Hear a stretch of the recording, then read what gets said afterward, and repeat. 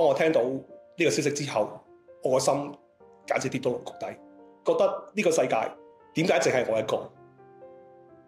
自從我得咗呢個頭部嘅罕見病之後，屋企人亦都好擔心我。每次做完手術，我都元氣大傷，個人瘦得好快，面色好差。咁我知道，如果我為咗屋企人，一定要打贏呢場仗。要贏係必須要有子彈，所以就不斷咁補充唔同嘅營養。但係我嘅胃口又好差，又食唔到嘢。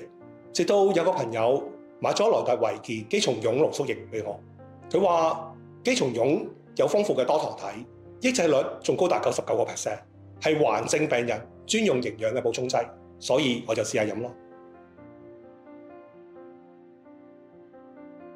喺治療期間，除咗想嘔、頭痛同埋手腳軟之外，吞嘢嘅能力都未好返，食唔到嘢，搞到成個人都瘦晒，頭髮又甩晒。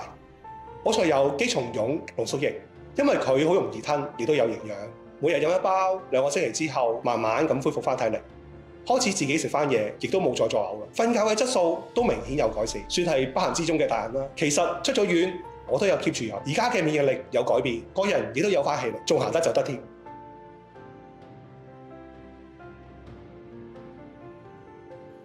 冇錯，生命真係好無常。當年我瞓喺醫院，見到身邊嘅病人一個又一個咁走，有時候真係會諗，會唔會係自己呢？但係我同自己講，人生係要生存盼望。我好希望有一日能夠見到我個仔結婚生仔，所以無論手術係有幾痛，治療係有幾咁辛苦，我都會堅持，捉緊自己嘅信念，千祈唔好放棄。